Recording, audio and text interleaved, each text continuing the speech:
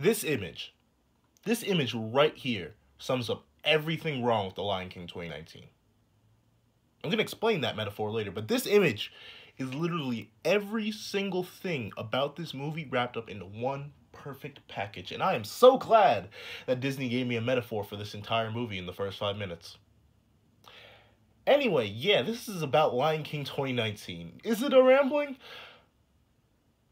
Yes. Yes, that's probably the title of the video. I don't know. I was going to call it a rant. But I'm oddly extremely emotional about this movie and not emotional at all, because this movie didn't give me any emotions. It didn't make me feel. It made me feel angry. Not angry. It made me feel annoyed. Yeah, annoyed is the word. Annoyed is the word because the same company made this movie that made the original Lion King. And I'll admit it right here, right now. This is not going to be an unbiased review of The Lion King 2019 purely from a standalone movie point. It's going to be addressed as a remake of one of my, if not my, favorite animated films of all time, and most definitely, I'd have to say, my favorite Disney film of all time. So, yeah, don't come... You're just about to hear why the original either did it better or why this part shouldn't have been cut out of the original. So yeah, let's get into this. For the plot of The Lion King, if you don't know the plot of The Lion King, you haven't been alive in the past 25 years. Yeah, 25 years. This came out the original came out in 1994. Yeah. Now, I'm just gonna get into. Let me get the good stuff out of the way here. We're gonna hop into the good because there are some good things about this movie. Number one, this movie is beautiful. The fact that CGI artists were able to make this film is impressive. I will give it absolutely that. It is a marvel to think that this remake of an animated movie looks real enough that people can call it live action, even though I think the director Jon Favreau said there's only one live action shot in the entire movie, and that makes sense because you can't make animals do this. But that is impressive. That's beautiful. That's really respectable. That I couldn't tell, for the most part. Well, yes, I can tell. It's all CGI. That's why I couldn't tell because there's nothing real in it except for one shot. But it looks like realistic lions and animals and a realistic Africa. That's good. That's beautiful. I'm impressed that CGI can do that nowadays. Fantastic work, Disney. You put your money in the right place when it comes to the visuals, for the most part, of this movie. However, another good thing, I'll have to give the voice actors a modicum of credit, especially the ones that either have new roles or their roles as original characters were slightly repurposed. I will give them that. The voice actors, for the most part, they were trying. They were trying. They were really trying in this film because the film itself couldn't do that. It really couldn't do that on its own. I can say that. So I'm gonna have to admit, if I'm going on further, another good thing about this movie is... Oh, wait. There are no other good things about this movie. Okay. Maybe... I'm probably going to hit a few more good things later. Let me just hop into my main issue with this movie. It is... See, I'm trying to figure a poetic way to say this. It is what you would get if you updated the graphics of the original, and by update I just mean drop the 2D animation and go to 3D CG animation, and stripped away all the heart of the movie and slapped 30 extra minutes on there. Yeah.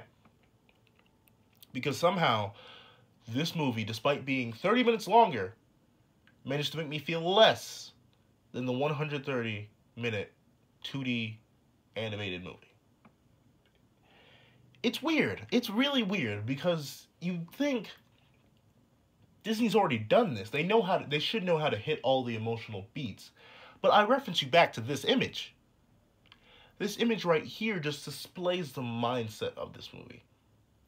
It hits every supposed emotional beat, but it doesn't put the full effort into it. And I'm still gonna explain that metaphor fully later, but I bet you've already figured it out. So, when it comes to this movie, when it comes to the pain that it was sitting through this movie, it's it's an interesting experience because this movie made me feel all the wrong emotions. I didn't feel annoyed for this movie because the movie itself was making me annoyed. It annoyed me because I knew it could be better.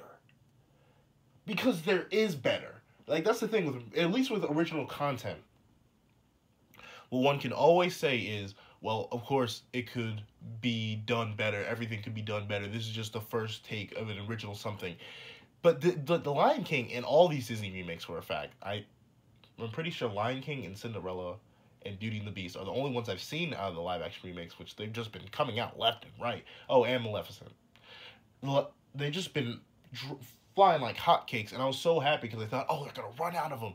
Good, we can actually get some original Disney But now they're making sequels to them. I'm just like, why, Disney? Why? But regardless of that, the issue with a lot of these remakes is this is not original content. It's been done better decades ago. Lion King was done beautifully better, honestly better acted wise, and better portrayed 25 years ago. You have the movie.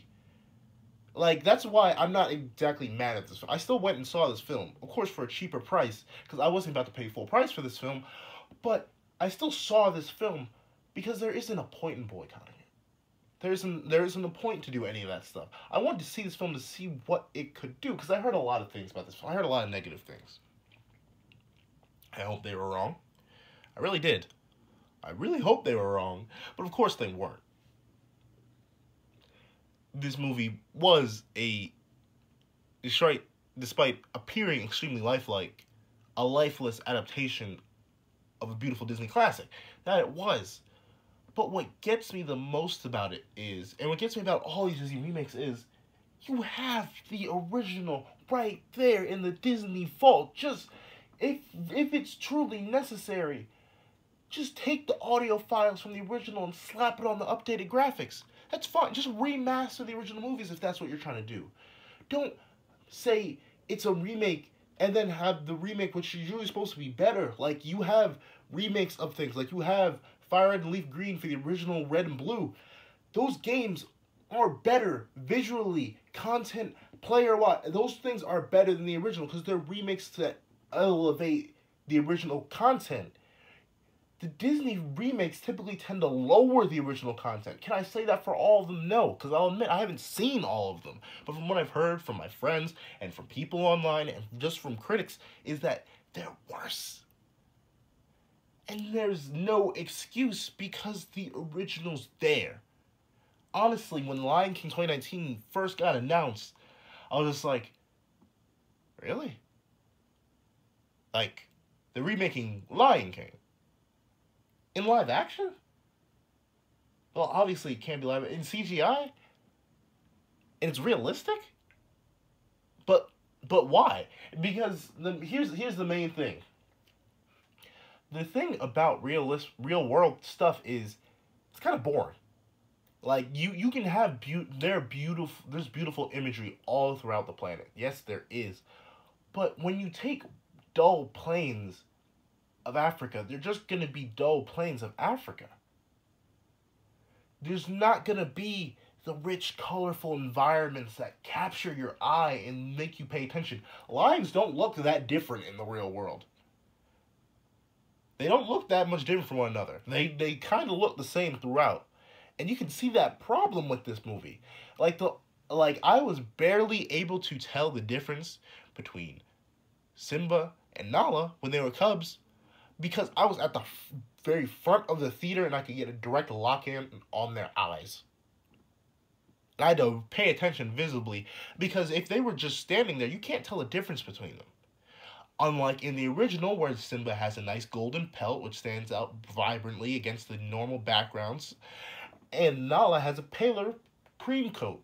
They're two distinct types of lions with their own individual facial features that stand out from one another. If I were to show you a picture of Simba from the original, you can immediately recognize him because of his specific design. If I show you a picture of Simba from the remake and show you a picture of a lion cub, it's going to be hard to tell the difference because there's no stylization to it.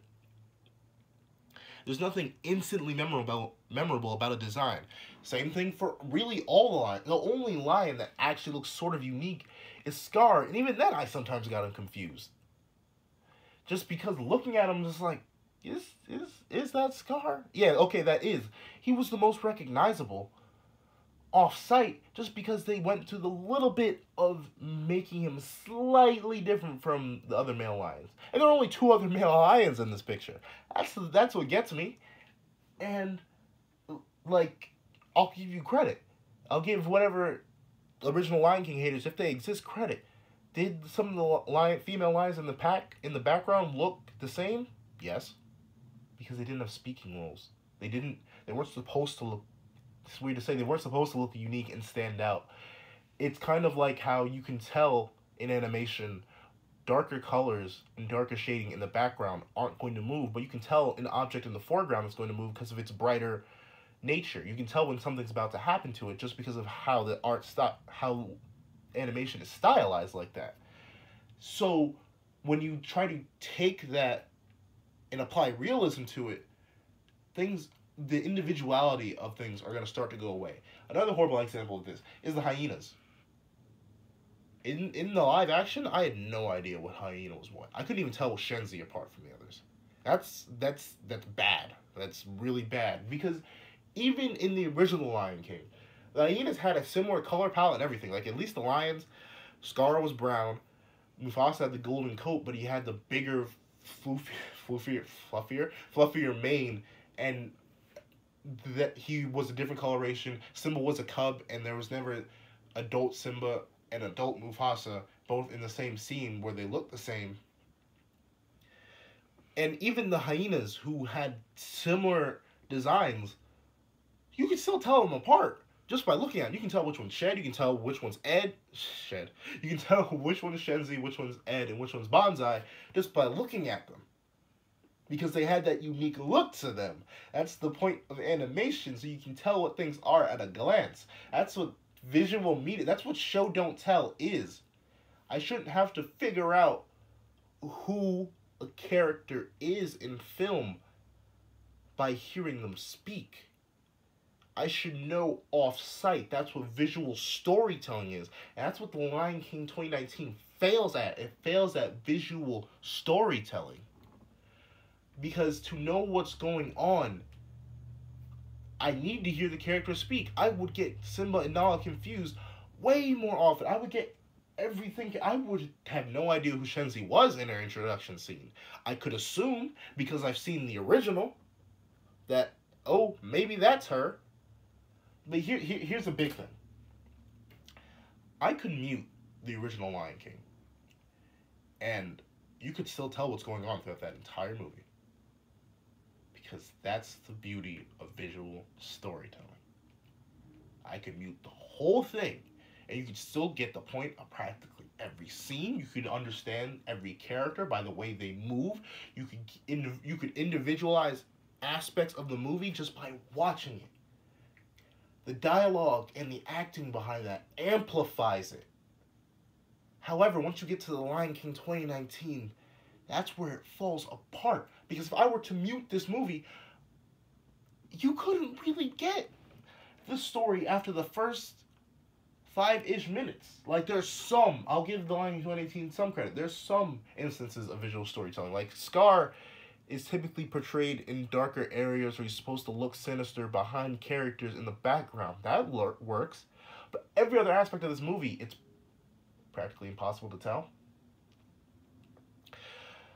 Because the disadvantage of making everything look real is that once you hit that realism barrier, you can't make the characters move in those specific ways that communicate emotion and stuff like that. You can't make that without breaking into the uncanny valley, and that's what happened. Like the Hakuna Matata scene where Simba was hopping around. That's where the illusion broke, and my mind bent a little bit because so far the movie hadn't really done any of that unrealistic movement stuff. It had conditioned me to the boring moving animals. Unlike the original, which from the start had the animals moving in weirder or more humanistic ways. So when we get to the Hakuna Matata scene in today's version, and Simba's hopping all around, he's doing all these gigantic movements. I like the illusion. Like I said, the illusion broke. It cracked in my mind. I'm just like, that doesn't look right, and I don't like it because it broke my suspension of disbelief that this movie had forcibly established. Now, if the characters were moving in that way from the start, that'd be one thing. It may still look weird to me, but I could accept that easier. But when it comes to that now, in the Hakuna Matata scene, it just looks weird. It feels off. It just feels off. I've never felt a movie make me just feel awkward as I watched it. And awkward as I listened to it. So we're gonna hop on to the next thing I don't like about this movie. I said the voice actors were doing their best, but Scar's voice actor, if I'm not mistaken, he's the guy who played, he's a black guy from Doctor Strange. Him. I liked his performance in Doctor Strange. I remember that. He has a really interesting voice. As a guy who wants to pursue voice acting, I do like, he has a very distinct voice. I just don't think it works for Scar. And this is not the original's, okay, this kind of is. The original's perfect. Jeremy Irons put his heart and soul into Scar. That Scar is Jeremy Irons. Just like Mufasa is James Earl Jones. Or vice versa. Like, there are roles that you just implant, boop, and then that's it. The way Scar was portrayed in the original was just, it was everything you expect the character to be and more. Like, he can be sinister when he wants to be. He can be coy when he wants to be. He can show off an intelligent side while still being intimidating. Everything worked about Jeremy Irons' performance. On the contrary, everything didn't work when it came to guy from Doctor Strange's performance. I can't pronounce his name. I'm sorry. It just didn't work out for him because, and especially when it came to Be Prepared. Like, Be Prepared is possibly one of the most iconic Disney songs ever. And especially one of the most iconic Disney villain songs ever. It is up there with Poor Unfortunate Souls and Gaston and all those iconic Disney songs. That's what it is. It's from that Renaissance period, and it is just perfect. Everything about that song is perfectly aligning Scar's character. It displays everything you could need. You could watch that scene alone and break it down and just analyze every bit of it, and you could feel every bit of Scar in that song. Now, I initially didn't know that it was going to be cut from this film, but they shoved some little thing in. And I'll admit, the first time I heard the song, it was not in theater. I heard it from a video recording. I heard it online from YouTube with a friend. And we both listened to it, and we both looked at one another, we were just like, this is not, like, there were parts of the song where it picked up, and I was just like, oh, okay, alright. And then it's just died off. That's what a lot of this movie is. Like, you like, Hans Zimmer, you feel it. You're just like, yeah, oh, okay, we're plateauing. Oh, we're heading down. We're not plateauing. Okay, we just fell off the map. There's a lot of that in this movie, but it comes to Be Prepared specifically because it's just so weird. The way the new Scar performs it is awkward. The whole context of the song is completely different because now Scar is coming as someone who didn't interact with the hyenas beforehand. Now he's just coming to propose a plan to them. Like, another thing that works in the original, I keep bringing up the original, like I said, is the fact that Scar knew the hyenas. At least it's implied that he did. Like, they knew who Scar was when he first popped up, and the lead up would be prepared. Like, this was an established relationship. So there's none of that awkward tension. Like, in all honesty, a whole bunch of hyenas could take down a single lion. Like, all of the hyenas there, as the Lion King 2019 portrayed, could have easily taken care of that weak lion that was Scar in that film. And that's why the original works better, because there's an established relationship. He brings them food already, he takes care of them, and now this is just him elevating his plan. And now the lyrics from the song, from the original that are being transpired over to the remake, don't work out because that relationship is different. Meticulous planning, tenacity spanning, decades of denial. It just doesn't work. Be prepared, doesn't work. If they're gonna cut it, which they shouldn't have, it's why? Why would you cut one of the most iconic songs from this movie? Why? But if you were going to cut it, just cut it. Don't replace it with this insult. Just please don't. And to continue on from more awkward song things, I'll give the opening credit. It gave me some of those same chills that I get from the original every time, even though the visuals were not as seemingly grand and epic as they were in the original. I'll give it that. The opening Circle of Life was still good. I Just Can't Wait to Be King felt neutered. Like, young Simba, whose name I forgot, I'm not going to look up, he performs it well enough.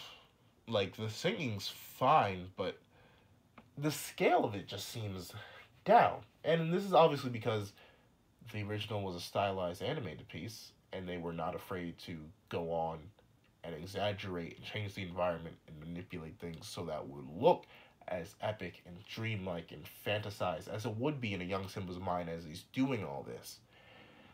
But, like, the closest thing I Just Can't Wait to Be King scales to reaching the original is when, at the end, Simba just runs off and some of the animals start chasing him.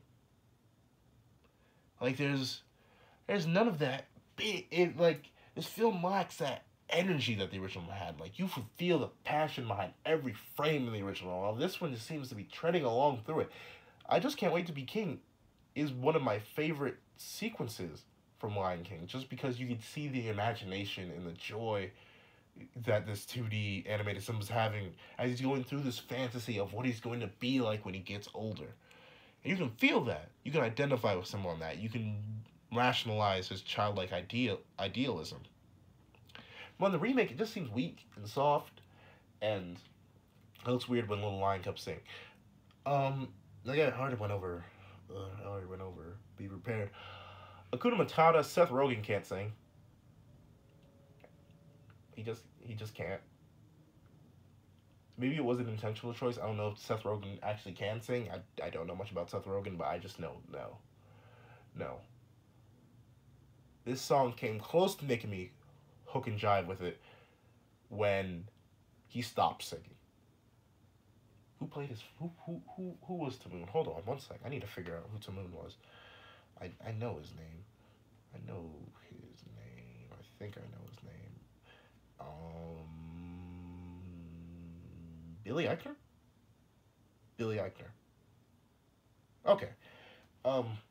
He can sing alright-ish, I'm pretty sure. But yeah, Seth Rogen can't sing, and you get less personality from this song. And once again, it literally just comes down to limitations of setting the limitation that this movie has to look realistic. That's the limitation that Jon Favreau put on himself, and it neuters the entire film because you just can't get the same emotion.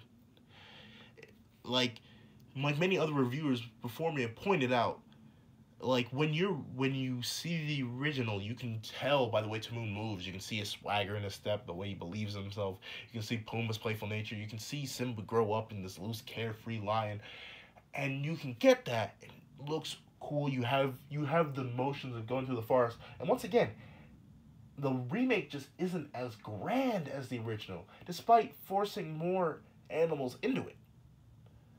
Like more animals are forced into this little haven that Simba and Timon live in as filler, because that's all they are. They don't.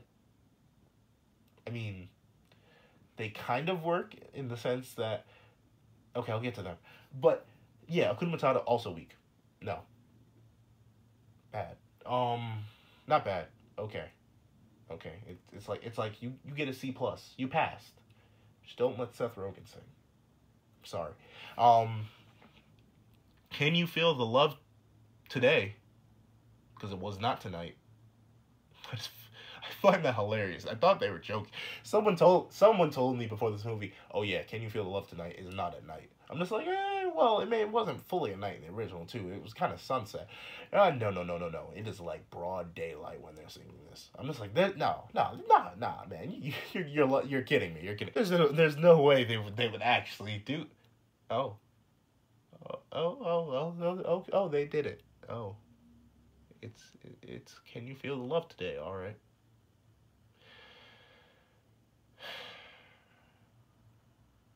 But why though?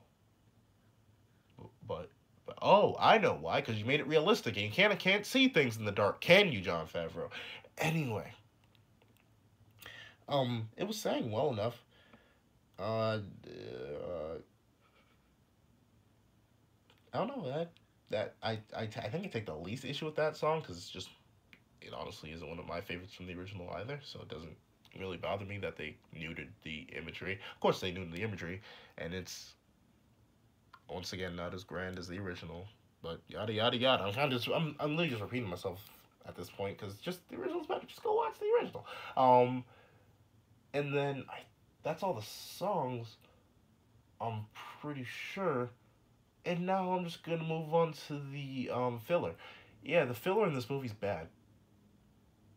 The Lion King original was tightly paced. It got you from scene to scene, gave you every emotion, punched you in the stomach just well enough so where you felt it, but you got the levity, and then it was just a well paced film. This movie it's not horribly paced.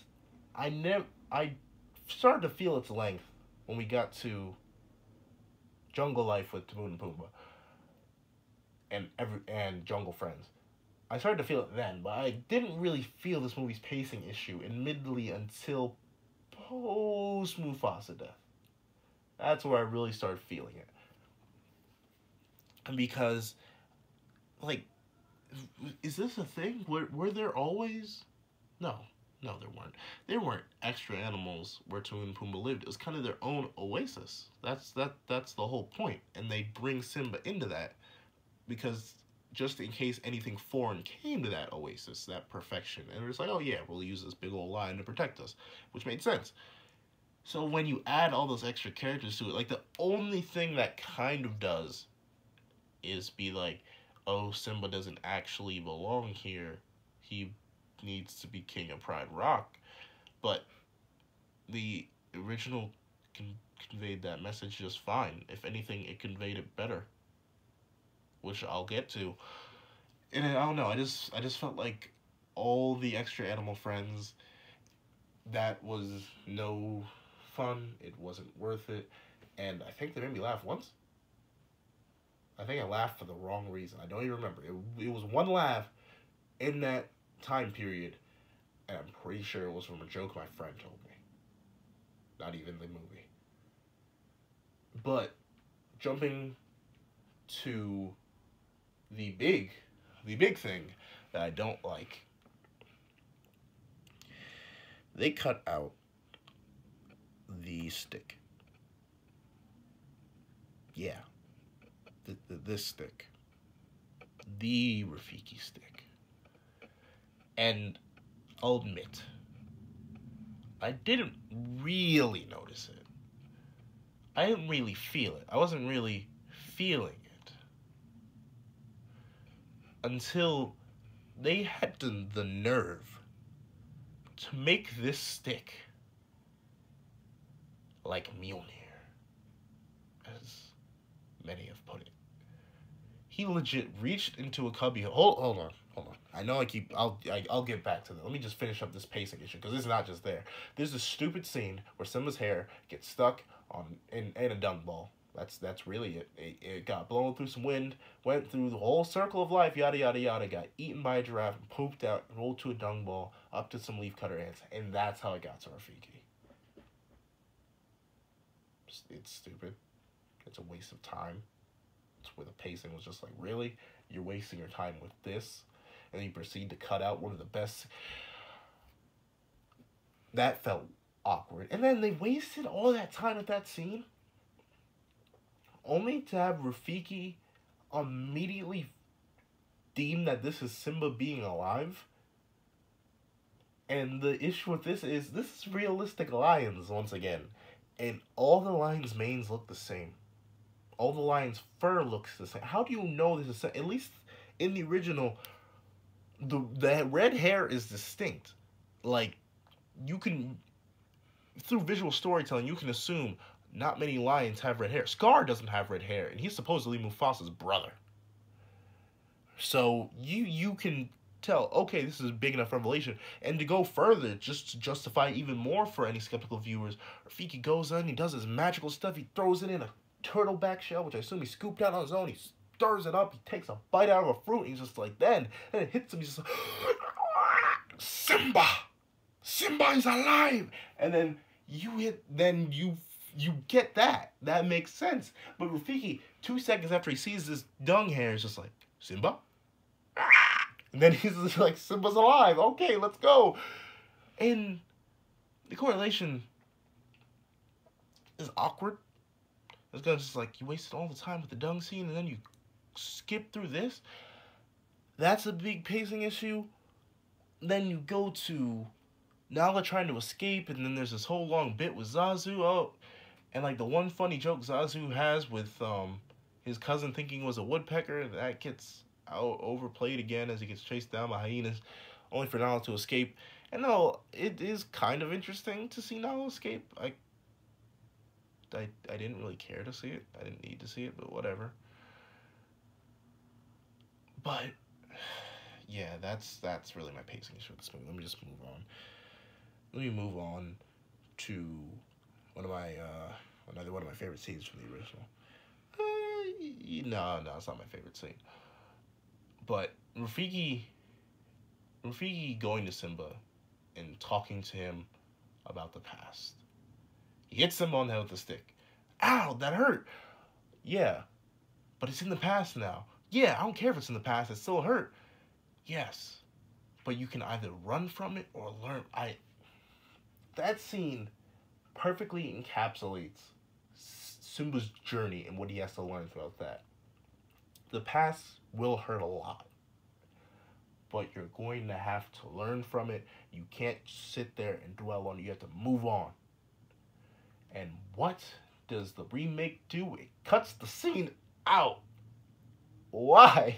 Why would you cut out you added so much nonsensical, unimportant stuff. Why would you cut out something that portrayed the main message of the film? So you could get a little stick Stormbreaker? Lion Breaker? Hyena? Whatever you want to call it. They literally cut out Rafiki's stick so he could pull out some cubby and be like, oh no, my old friend. Why haven't we seen you with it? And that's another big problem with this movie. It has so many callbacks and jokes that reference the original that won't be funny unless you've seen the original. And it doesn't work. It won't work unless you've seen the original, and that's dumb. Like, holding Rafiki's stick back for no good reason. That's not the Avengers Assemble moment. That's not the Thor entering the Wakanda battle moment. That's not some triumphant build-up where, oh, everyone's been waiting for this stick. I admittedly kind of forgot about it because Rafiki showed up so sparsely, and he didn't. I'm pretty sure he didn't speak until he got Simba's. Oh, I just remembered. I literally just remembered. This is the dumbest thing in this entire movie. Hold on. So Scar comes back and announces Simba's and Mufasa's death. And you know what Rafiki does? He goes, tisk, tisk, tisk, the death of the ruling family. The two people he trusted. I'm assuming Mufasa's still his close friend in this. And he was like, oh, good.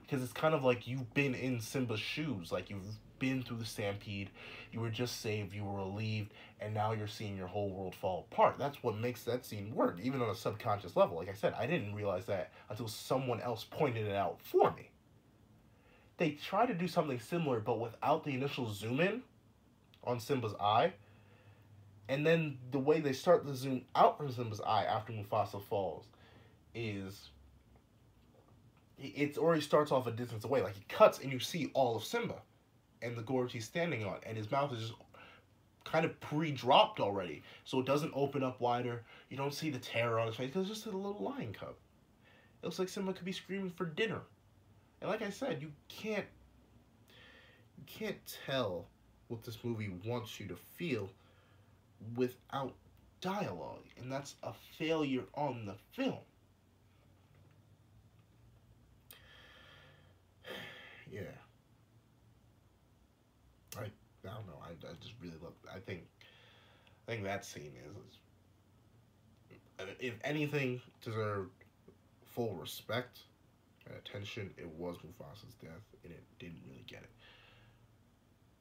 But, however, moving onward, I mentioned the hyenas earlier, how they all look the same. Yeah, they aren't as fun as the original. Honestly, they aren't even as intimidating as the original. All around, I didn't like Shenzi. And I like Shenzi in the original. I like Whoopi Goldberg's performance. And I like to keep them as that pseudo boss, or just the pack hounds as they are, and not try to make Shenzi some sort of intimidating figure and fail at it horribly, because she doesn't even really do anything to the cubs. She kind of lets the other hyenas do it. She threatens to, but like in the original, Shenzi's the first one that chases them up that Skull Mountain. Simba literally has to come down and save Nala and swipe her face. And then she that is more intimidating than anything this Shenzi has.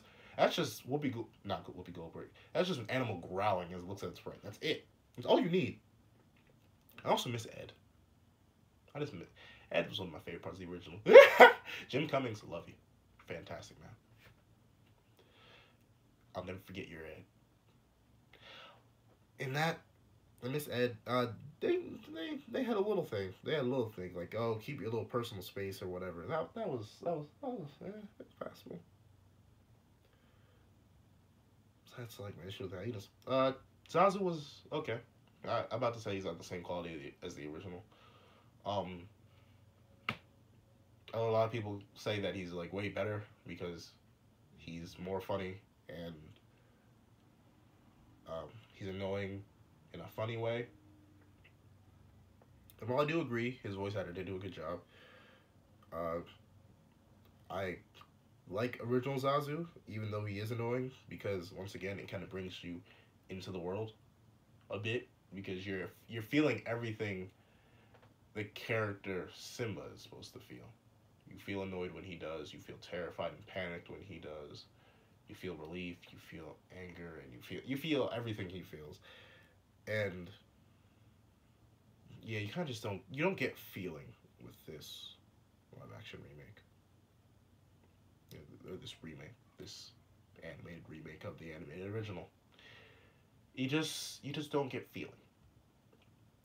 I'm sad I have to say that, but the truth is the truth. Now, to explain this image,